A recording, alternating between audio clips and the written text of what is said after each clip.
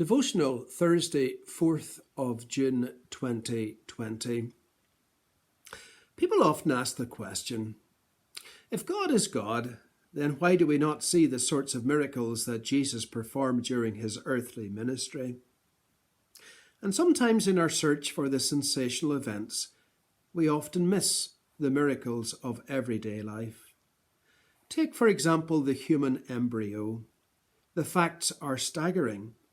In 266 days from conception to birth, the single fertilized egg becomes a complex organization of 200 million cells, having increased the original weight by 1 billion-fold. When the embryo is 2.5 millimeters long, the entire nervous system and the heart and blood vessels are already established.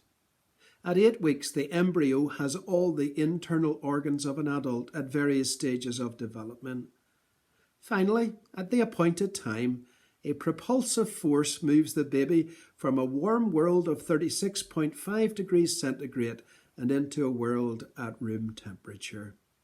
Is this not a miracle? Brought about by the God of creation. Long before the days of scanners, the psalmist David writes, "You knit me together in my mother's womb. I praise you, for I am fearfully and wonderfully made. Your works are wonderful.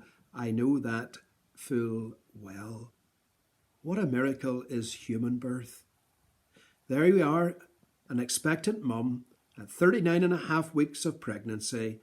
The potential for life is there, but a physical birth is required.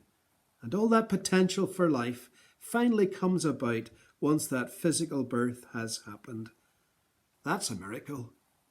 But there is an even greater miracle. We're all born with the potential to love God, to know him, to serve him, to follow in his footsteps, and to enjoy him forever and ever in eternity. But yet for that potential life to happen, a birth is also required. As Nicodemus was told by Jesus, you must be born again.